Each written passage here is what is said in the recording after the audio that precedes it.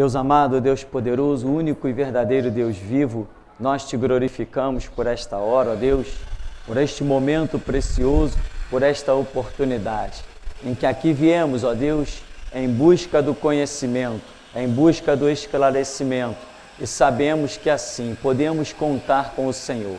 Agracia-nos, ó Deus, abençoa-nos, acrescenta-nos, ó Deus, para que amanhã possamos sobreviver e glorificar o Teu santo nome. Cerca-nos com os Teus cuidados, ó Deus, esclarece-nos os passos e abençoa-nos, pois nós confessamos que sem Ti nada podemos fazer. Assim nos dá a Tua bênção nesta manhã, em o nome do Senhor Jesus. Amém. Amém. Estava eu examinando alguns detalhes da Escritura, algumas passagens, e vi mais algumas daquelas expressões do apóstolo Paulo que prejudicou muito a vida da igreja, a caminhada da igreja. Lá em 1 Coríntios, um dos nossos textos de hoje, 1 Coríntios, no capítulo 12. Hoje, o que mais nós encontramos são igrejas baseadas nas cartas dos apóstolos e não no Evangelho de Jesus Cristo. O que mais nós encontramos é isso.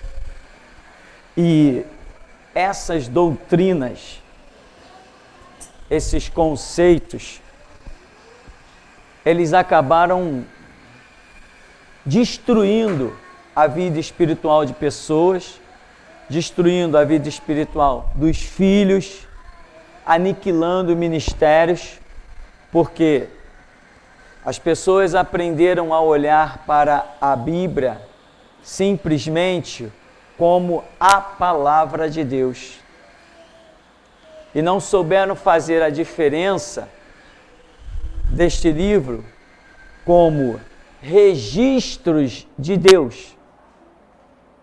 Alguns teólogos, seminários, preferem não dizer que a Bíblia é a palavra de Deus. Preferem dizer que a Bíblia contém a palavra de Deus.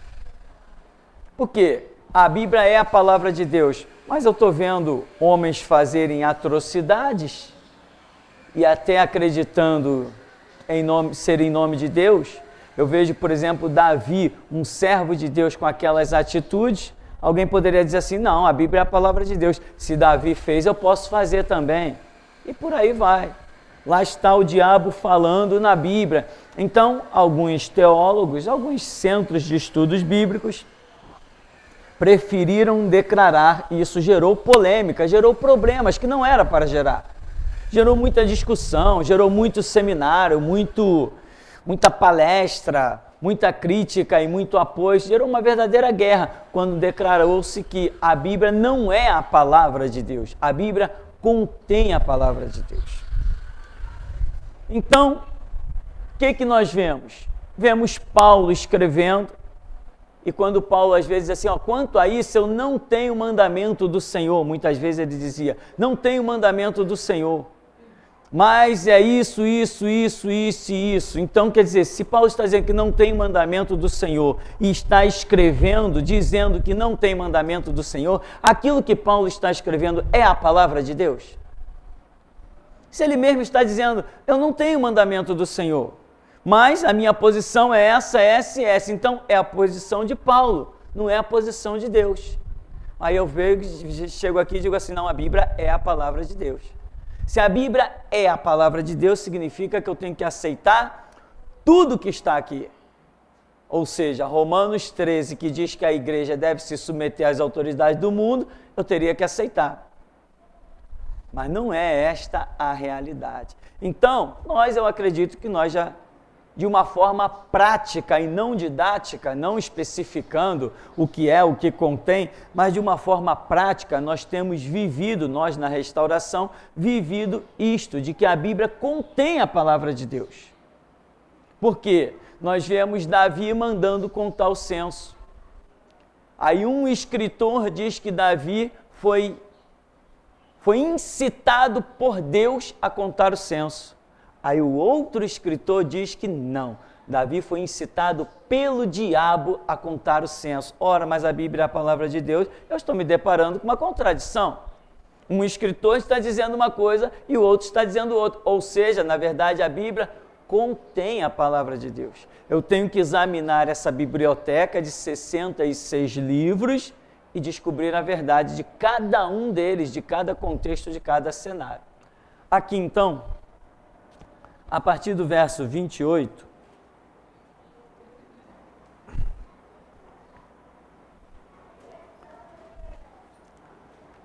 você tem aí 1 Coríntios, capítulo 12, no verso 28, diz o seguinte: a uns estabeleceu Deus na igreja, primeiramente, apóstolos, em segundo lugar, profetas, em terceiro lugar, mestres, depois, operadores de milagres, depois, dons de curar, socorros, governos, variedades de línguas. Porventura são todos apóstolos ou todos profetas? São todos mestres ou operadores de milagres? Têm todos dons de curar? Falam todos em outras línguas? Interpretam-nas todos?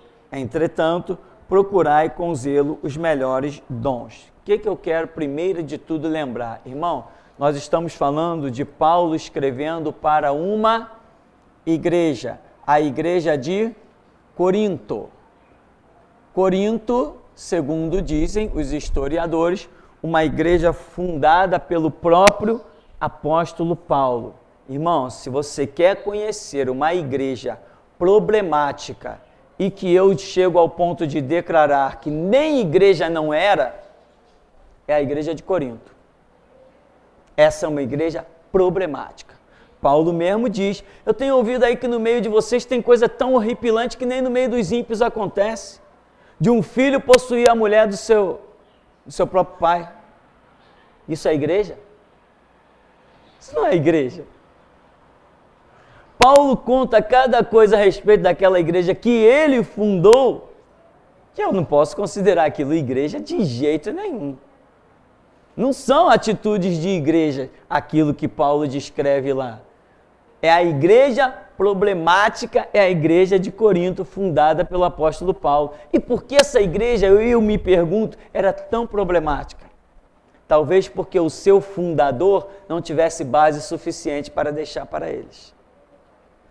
Paulo é um exímio em Antigo Testamento, mas a igreja já é outra dimensão, já é outra dispensação.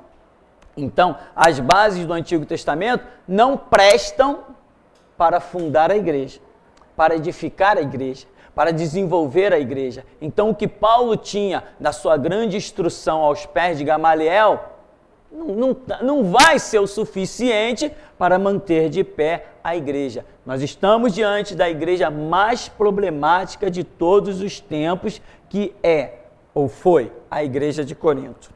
Então, Paulo diz assim, em meio à confusão que está acontecendo em Corinto, ele está dizendo, se você ler os capítulos anteriores, você vai ver, está todo mundo profetizando ao mesmo tempo. Eu imagino que profecia, né? Todo mundo profetizando ao mesmo tempo. É o que Paulo está reclamando. Não, profetiza um de cada vez. Você já leu Corinto? Paulo falando assim? Tem que profetizar um de cada vez. Se alguém receber uma revelação, ora, então, profetiza. Se outro receber revelação, o primeiro para o segundo continuar. Caramba, e eu fico perguntando, da onde que Paulo tirou essas regras? Cadê a origem? Esta é outra palavra importante.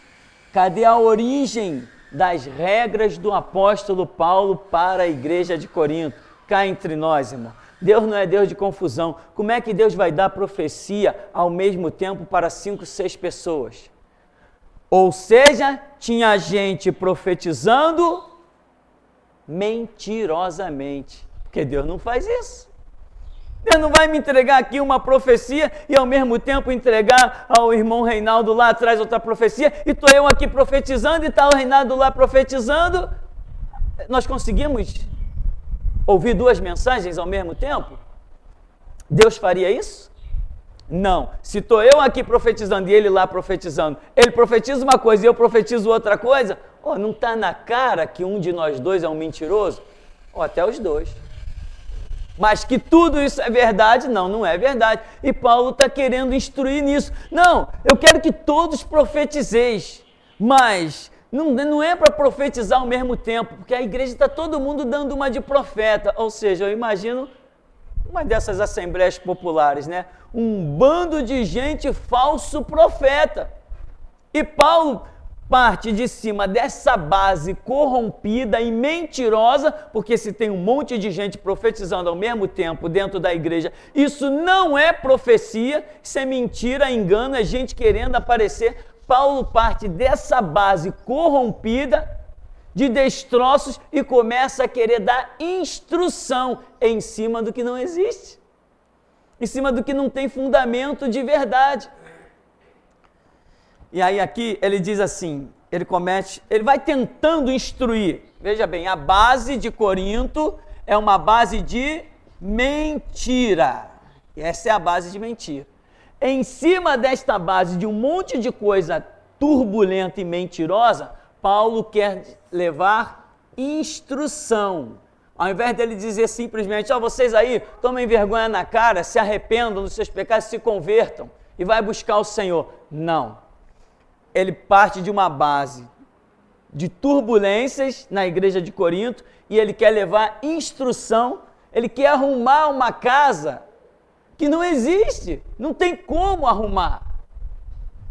Aí ele diz assim, no verso 28, a uns estabeleceu Deus na igreja, primeiramente, me ajuda aí, primeiramente o quê? Depois, profeta, depois, mestre, depois, operador de milagre, depois, e vai embora. Aí Paulo, um abismo faz o quê? Um abismo chama outro abismo. Paulo está tentando arrumar as mentiras de dentro da igreja de Corinto e ele vem com mais uma regra maluca e paranoica. Deus instituiu primeiro apóstolos. É mesmo? Aonde? Aonde que Deus instituiu primeiro apóstolos? Depois ele instituiu profetas. É mesmo? Bonita regra, mas eu não conheço ela na Bíblia. Eu nunca vi Jesus dando essa regra para ninguém. Depois ele instituiu os mestres. É mesmo? Caramba, então. Ou seja, Paulo vem e cria uma hierarquia. Esse é menos importante do que esse, que é menos importante do que aquele. Esse aqui, primeiramente, mais importante do que todos os outros. É mesmo? Aí vieram as igrejas modernas e começaram os homens a se intitularem de quê? De apóstolo. Por quê? São os maiores, são os melhores, estão acima de todo mundo. O que tem de verdade nessas declarações de Paulo? Nada.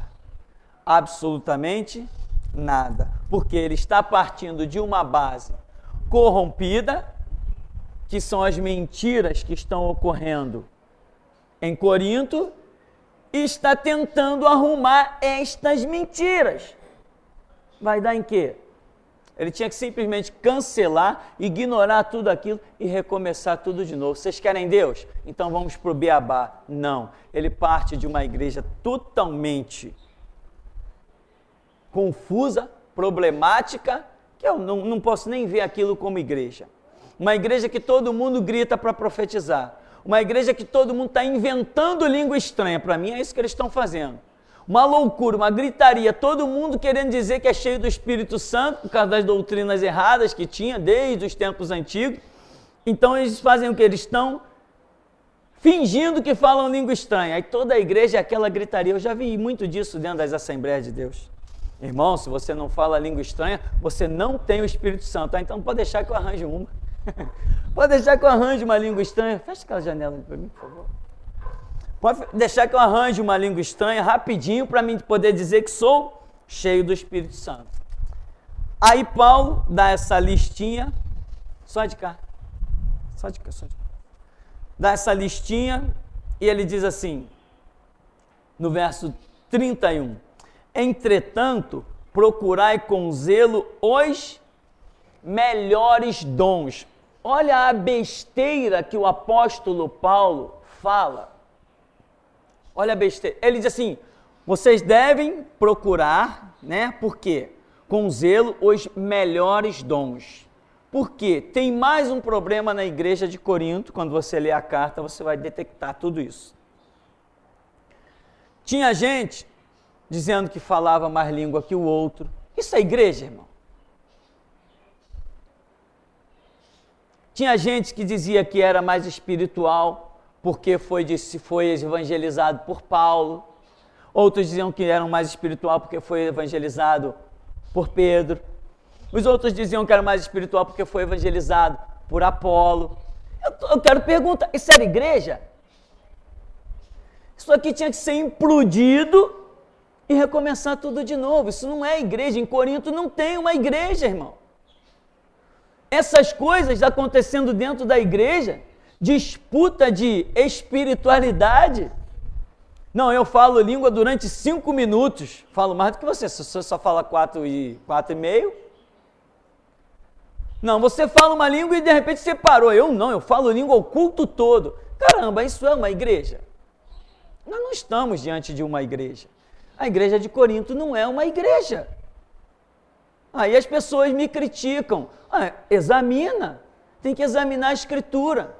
Esse tipo de conduta não condiz com a doutrina da humildade, da mansidão, do mover do Espírito Santo. Então nós não estamos diante de uma igreja. A igreja de Corinto não é uma igreja.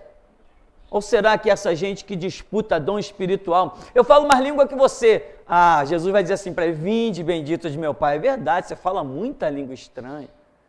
Eu não imagino o meu Cristo apoiando uma palhaçada dessa. Então nós não estamos diante de uma igreja. Aí Paulo diz assim, tudo bem. Paulo chega a ponto e diz assim, quem profetiza é maior do que quem fala língua estranha. Caramba! Aí ele vem com as regras dele, porque quem fala língua estranha edifica-se a si mesmo, mas quem profetiza edifica a igreja. Caramba, ele dava para poeta esse homem. Mas regra de evangelho, nota 0. Ele está citando algo que não tem fundamento e nem ouse ele dizer que recebeu revelação de Deus, dizendo que quem profetiza é maior do que quem fala língua estranha. Nem ouse dizer uma coisa dessa. Senão está arriscado eu puxar ele pelo pé lá do paraíso e jogar ele em outro lugar. Não, longe de nós tal coisa. Todas as coisas espirituais que acontecem dentro da igreja é um mover do Espírito Santo. Então, quem tem seu humilde talento de, lá na intimidade do seu quarto, lá no fundo da igreja, onde ninguém está te vendo, simplesmente ali você intercede e faz as suas orações. Se Deus te chamou a esta obra, não tem ninguém maior do que você. É o teu talento, é o teu mundo que ninguém poderá entrar e mundo que ninguém vai conquistar o galardão que foi reservado para esse talento. Então ninguém é maior. Aí o outro, tem lá a sua fé, Deus age com ele, ele tem um ministério, vamos assim chamar, libertação. A vida dele é aparecer demônio na frente dele e ele está expulsando o demônio. É um mover do Espírito Santo. Quem expulsa demônio é maior do que quem ora? Quem ora é maior do que quem canta? Quem prega é maior do que quem fala língua estranha? O reino de Deus tem esses gráficos? Não. O apóstolo Paulo, criou esses gráficos. Mas o Senhor Jesus nunca fez isto. Amém, irmão? Não achamos no Evangelho de Jesus. Por sinal, as pessoas ainda não sabem o que é Evangelho, né? Evangelho é aquilo que o Senhor Jesus ensinou. Isto é Evangelho. Evangelho é aquilo que o Senhor Jesus nos ensinou. E o registro dos seus ensinamentos se encontram nos livros de Mateus, Marcos, Lucas e João. Ali estão os registros dos ensinos do Senhor Jesus.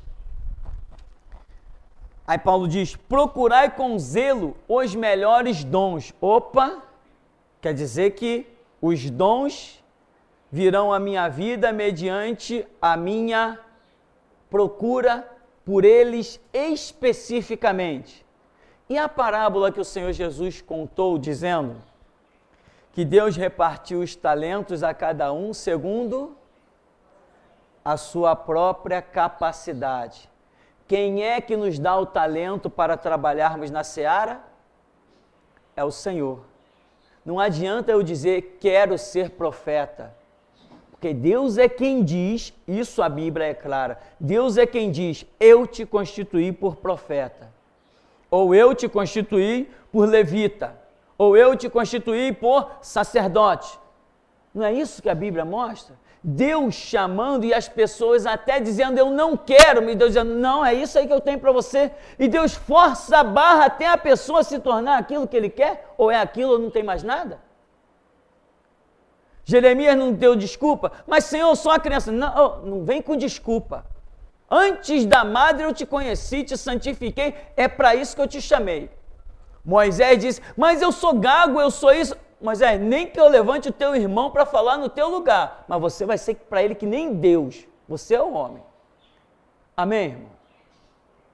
Então é Deus quem olha para nós, vê aquilo que Ele tratou conosco, as nossas experiências de vida, o nosso conhecimento, sei lá o quê, e Ele é quem nos separa o talento para trabalharmos na sua seara.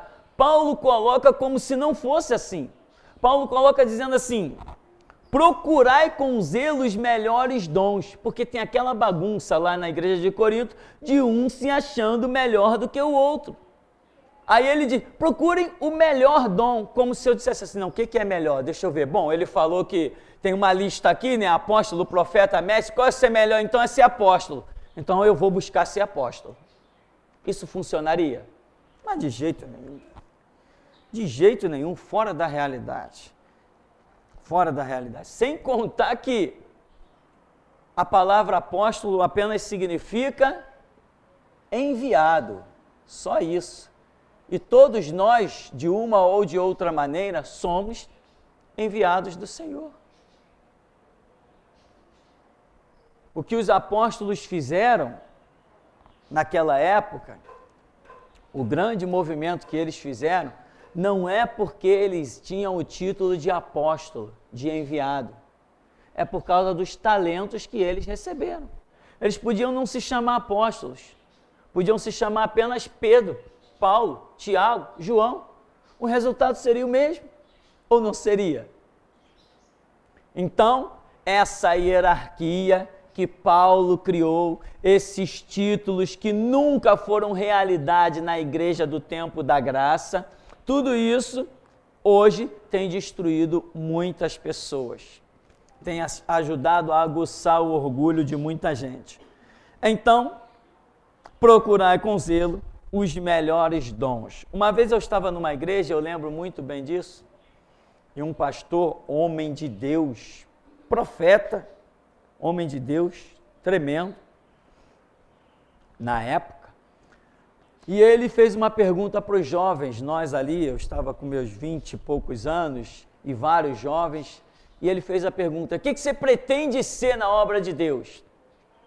Aí um disse assim, não, eu pretendo ser pastor. Aí o outro diz assim, não, eu quero ser evangelista avivalista, né? Evangelista avivalista. Tinha esse conceito lá também dentro da igreja. O cara que pregava e avivava todo mundo. Tá, até hoje eu não conheci nenhum por aí. Aí outros dizem assim, não, eu quero ser um profeta. Chegou na minha vez e ele perguntou, você, qual a sua pretensão? Eu falei assim, eu não tenho nenhuma pretensão. A única coisa que eu quero é servir a Jesus Cristo. O que Ele separar para que eu faça, o que Ele disser para eu fazer, eu farei. Não, mas não pode. Você tem que ter uma pretensão. Eu falei, então eu estou frito, porque eu não tenho nenhuma pretensão. O dia que Deus se manifestar a mim e disser, varre o chão, ou carrega o concreto, ou quebra a pedra, ou vai pregar às nações, o que Ele me disser, isto eu farei. Não, tu está errado. Eu falei, não, tudo bem. Eu não estava errado. Porque eu nunca escolhi ser o que hoje eu sou. E foi isso que Jesus me chamou a fazer. E tem muitas coisas que eu amaria estar fazendo. Ah, se Jesus me tivesse separado para o talento da música. Como eu acho lindo uma guitarra falar. Como eu acho lindo um teclado. Que coisa maravilhosa, irmão. Não tenho esse talento. Não fui chamado para isso. E olha que eu tenho violão na mão desde os 19 anos de idade. E, no entanto, eu não desenvolvi esse talento. O que eu faço no violão é coisa que o Samuel já está fazendo. Então, eu não tenho um grande talento para tocar, para música. Ah, se eu pudesse escolher, eu teria escolhido. Jesus, me dá a graça de tocar uns instrumentos aí. E, no entanto, não foi essa graça que eu recebi. Deus me empurrava o tempo todo para a leitura bíblica. Para a leitura bíblica. Enquanto os outros estavam lá fazendo 1000 coisas, ele só me empurrava para a leitura bíblica. E colocou no meu coração uma vontade de conhecer a Bíblia.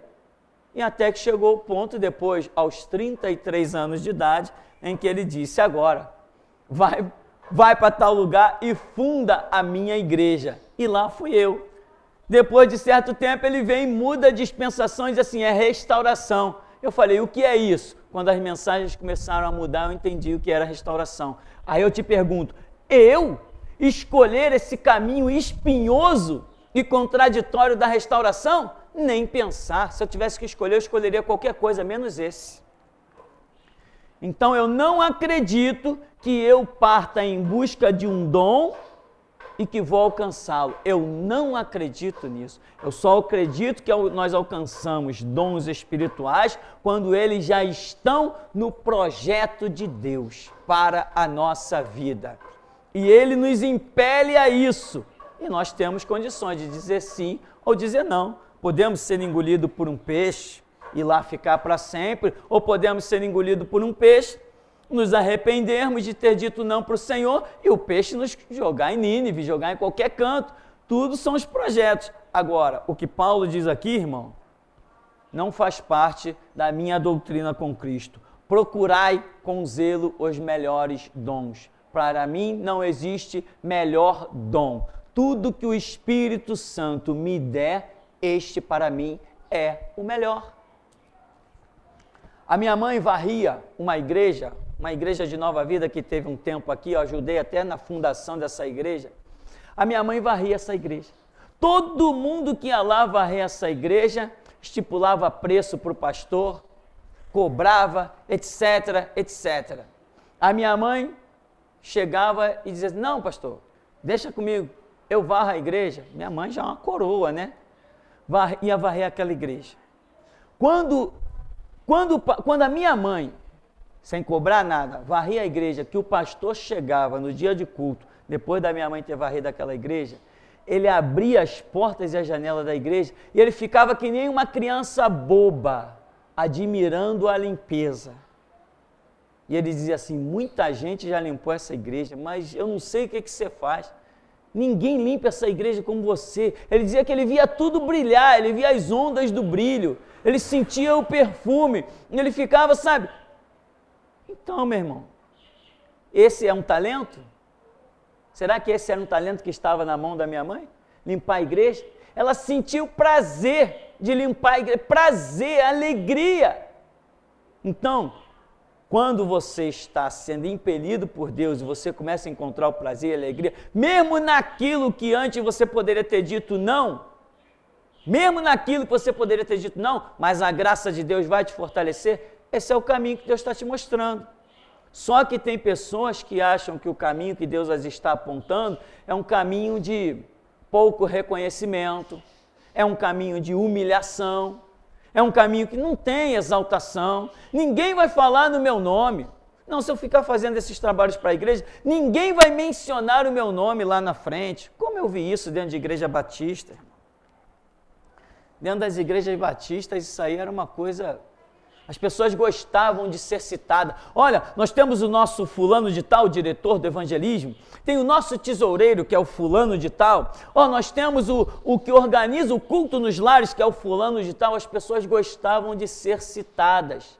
E muitos têm sido realmente citados por homens, mas esquecidos por Deus. Então, procurar os melhores dons não é algo que eu entenda. Eu entendo que nós temos que dizer para Deus: Senhor, eis-me aqui. Para quê? Para o que o Senhor quiser. Porque o Senhor achar que eu tenho capacidade de realizar. Porque Deus não nos dá nada além das nossas forças. E muitas vezes as pessoas estão procurando coisas que estão bem além das suas forças. Aqui então, nós vamos seguir. Em 1 Coríntios, no capítulo 14, no verso 5,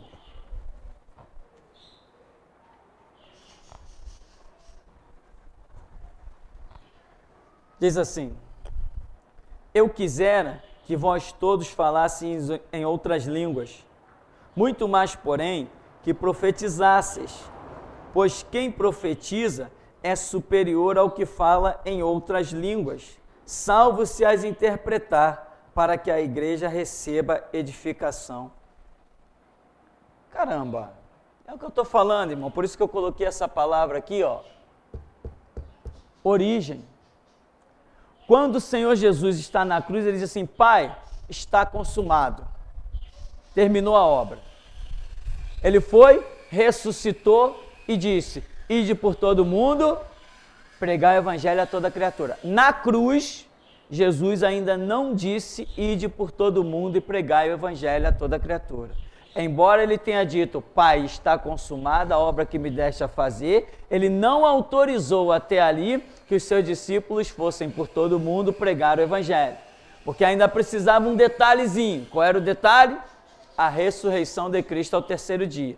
Daí, agora ele diz: ide por todo mundo e pregai o evangelho a toda criatura. Porque agora os discípulos tinham uma prova da vitória sobre a morte na pessoa do Senhor Jesus. Então agora sim, a doutrina do evangelho dentro da cabeça dos cristãos está completa, porque nós pregamos uma vida após a morte no paraíso com Jesus Cristo, e isso que ele deixou claro com a sua ressurreição. Aí aqui, Paulo vem e se converte. Não sei quantos anos depois, eu sabia esse número, sempre me foge da memória quantos anos depois Paulo foi se converter. Aí vem Paulo e traz um monte de regras que não combinam com as origens daquilo que o Senhor Jesus pregou e ensinou. E hoje as igrejas estão se fundamentando fortemente nos conceitos de Paulo, criando as suas doutrinas. Saiu um simpósio aí, uma conferência aí, que as Assembleias de Deus resolveram assumir uma postura e voltaram a tempos antigos, baseados, citando inclusive vários textos de Paulo e textos do Antigo Testamento, né? Textos de Paulo e textos do Antigo Testamento, nenhum texto do Senhor Jesus, tá? Mas sim de Paulo e do Antigo Testamento, e voltaram às doutrinas. As doutrinas do cabelo, da roupa, do batom, do brinco. Isso aí foi decisão de coisa de mais ou menos um mês atrás. Se reuniram e voltaram à guarda daquelas doutrinas. E aí volta-se tudo aquilo de novo, né? Sai criticando todo mundo. A igreja que não tem a doutrina deles é o espírito de Jezabel, como se eles soubessem que espírito é esse. Se eles soubessem identificar esse espírito, eles não seriam o que são. Então, meu irmão, Paulo aqui está dizendo que profetizar, porque quem profetiza é superior ao que fala em outras línguas. Caramba, tá. O que eu faço com uma informação dessa? Jogo na lata do lixo, porque ela não procede dos lábios do Senhor Jesus. E eu não sou discípulo de Paulo, eu sou discípulo de Jesus Cristo. Eu não estou disposto a morrer por Paulo nem pelas suas palavras. Eu estou disposto a morrer por Cristo e pelas suas palavras. Por isso é que nós somos Restauração. Porque não vivemos doutrinas de homens, vivemos a doutrina que procede dos lábios do próprio Filho de Deus. Então, no verso 6 diz: agora, porém, irmãos, se eu for ter convosco falando em outras línguas, em que vos aproveitarei? Se vos não falar por meio de revelação, ou de ciência, ou de profecia, ou de doutrina? Olha a pergunta dele.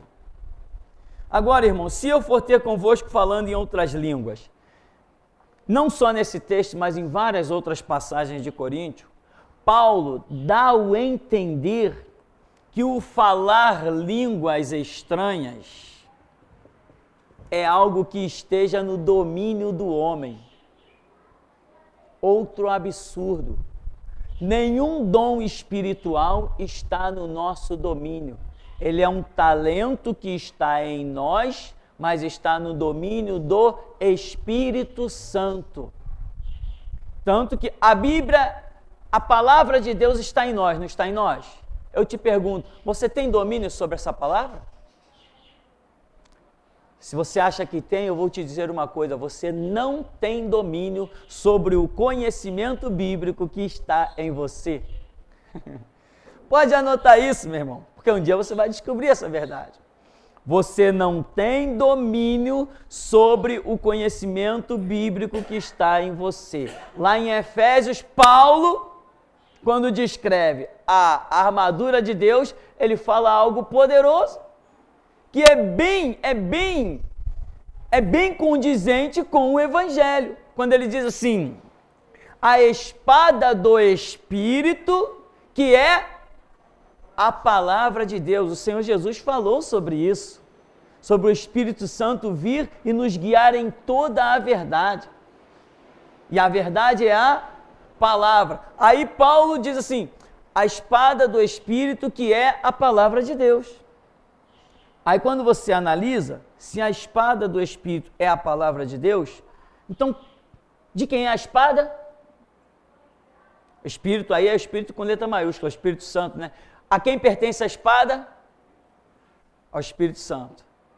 Mas a palavra está em quem? Está em nós. Então, ele vem e usa essa palavra como espada através de nós. Quantas vezes você já se deparou com situações, diante de você tendo tanto conhecimento, e se deparou com situações em que você não teve coragem para abrir a boca? Quantas? E quantas mais situações vão surgir na tua vida em que assuntos vão estar rodando, mas o Espírito Santo não quer se meter no assunto e você vai se ver ali em agonia, cheio do conhecimento e sem condição de abrir a boca? Quantas vezes?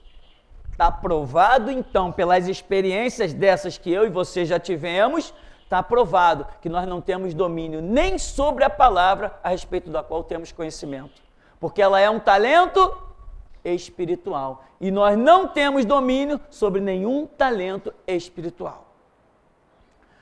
Eu conheci um jovem no tempo do seminário que ele tinha um talento, que ele soprava as pessoas.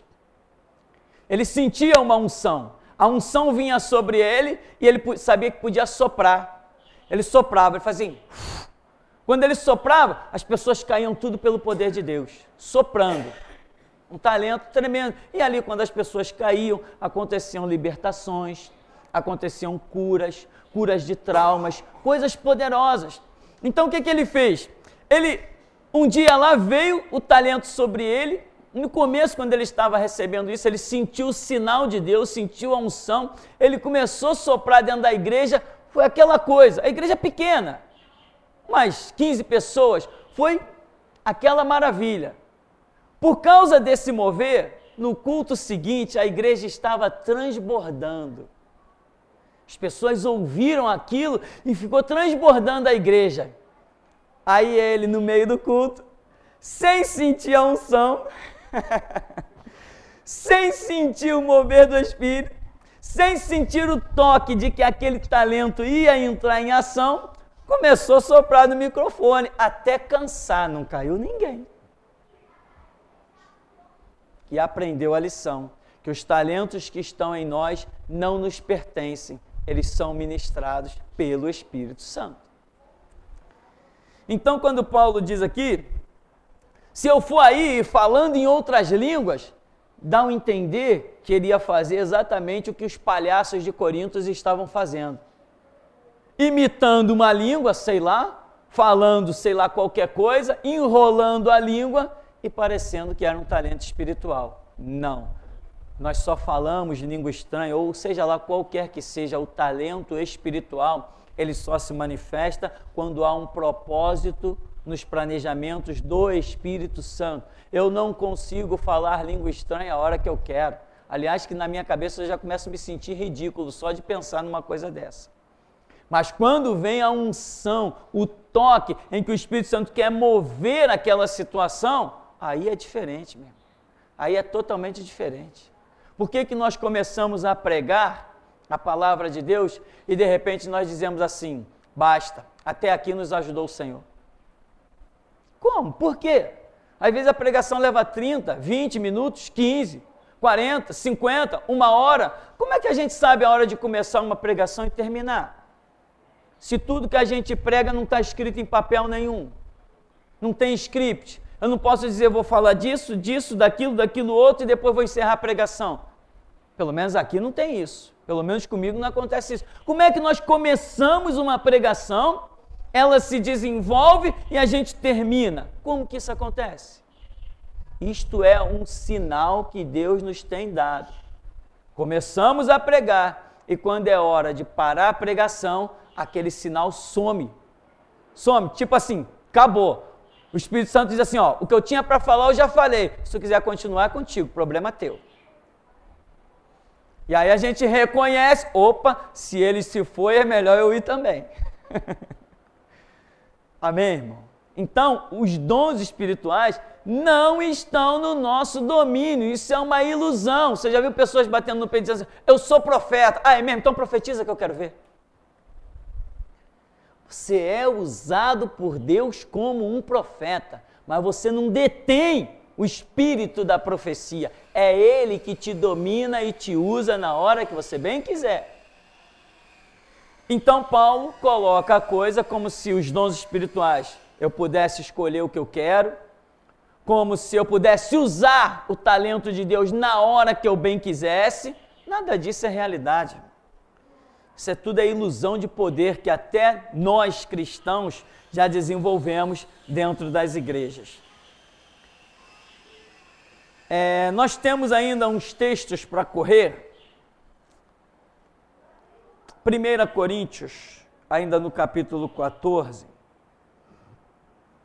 aqui no verso 13, diz assim,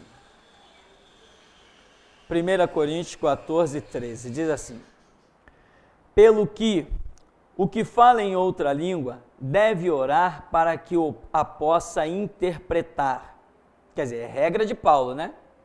Porque se eu orar em outra língua, o meu espírito ora de fato, mas a minha mente fica infrutífera.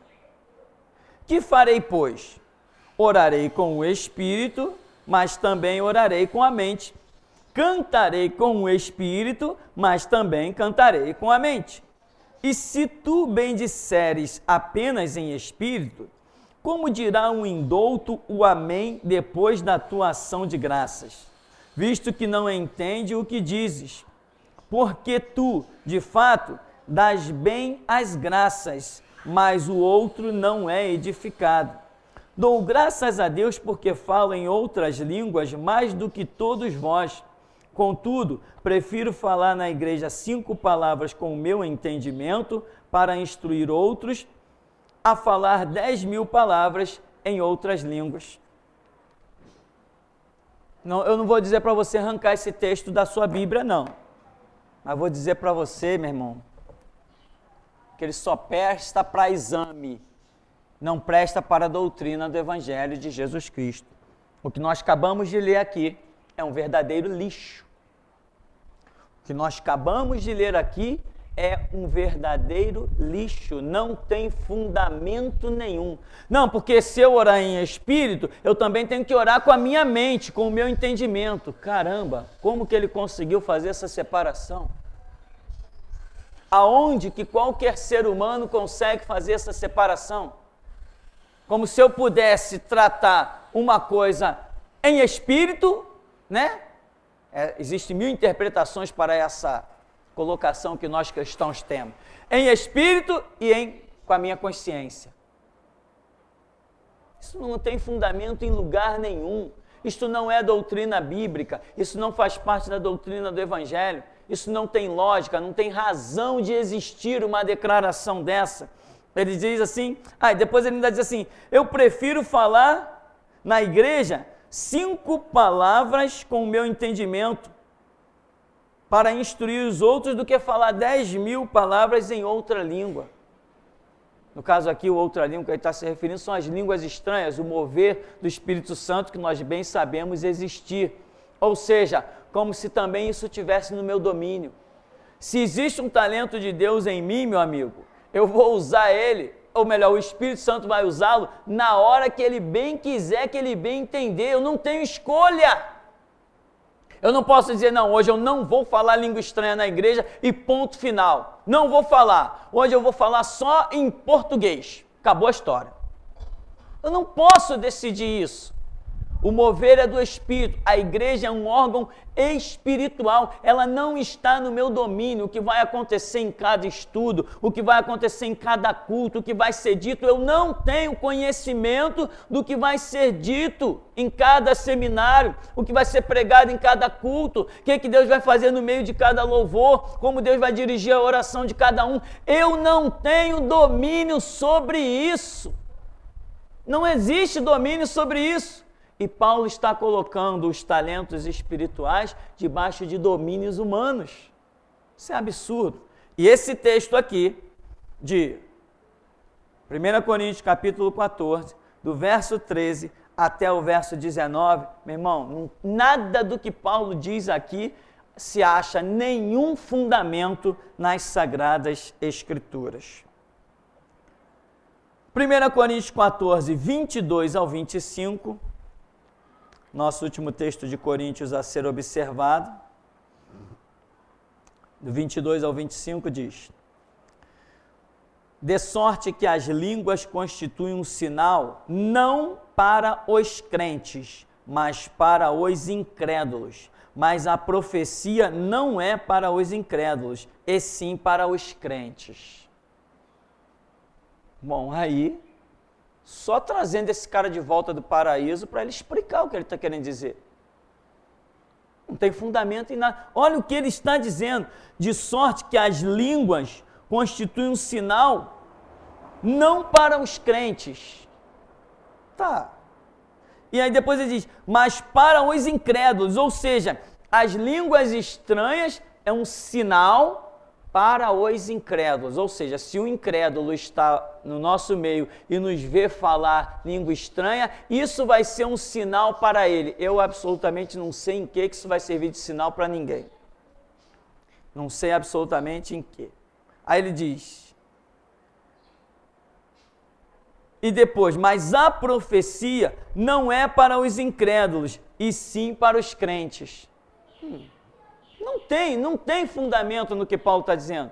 Quem foi que disse que a profecia não é para os incrédulos e sim para os crentes? A profecia é um sinal para os incrédulos, para os crentes, né? Para os crentes. A profecia é um sinal, não é para os incrédulos e é para os crentes. Tá, a profecia é um sinal para os crentes. Tá, a que nível isso pode ser? Ao nível de confirmar a palavra.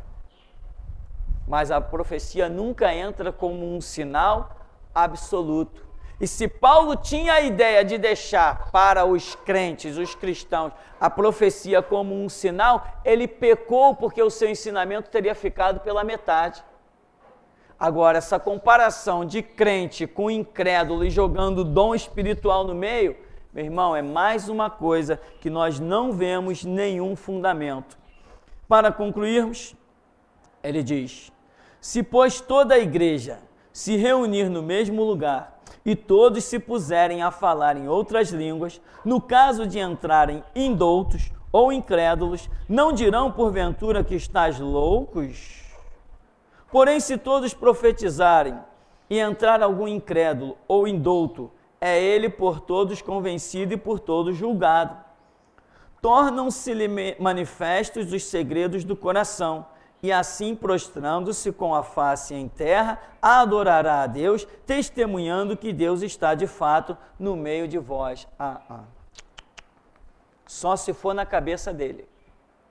O que Paulo está dizendo aqui só funciona na cabeça dele e na cabeça de um monte de gente aí que está totalmente desorientado. Então, meu irmão, Paulo é apenas um homem cuja obrigação é seguir ao Evangelho de Jesus Cristo. E o que nós vemos aqui, em cima de uma base totalmente profanada, que é a igreja de Corinto, é Paulo jogando um monte de regra em cima dessa igreja problemática, que eu nem considero isso igreja. A igreja de Corinto, para mim, não é igreja. Ela representa simplesmente a queda da igreja que está por aí. Então, Paulo, que deveria seguir o Evangelho de Jesus Cristo, aqui ele está dando um monte de regras. Regras essas que não fazem parte dos ensinamentos do Senhor Jesus. Agora, que cada um, então, examine a Escritura, ore, busque entendimento e veja, o que Deus disser, esta é a verdade, cada um tem liberdade para seguir. Mas hoje o que nós estamos vendo, a queda das igrejas hoje está se dando principalmente porque igrejas estão usando como fundamento das suas doutrinas Paulo, Pedro, Tiago, João, Estevão, Bartolomeu, qualquer um, menos o Senhor Jesus. Amém? Vamos dar uma paradinha então, daqui a pouco a gente volta.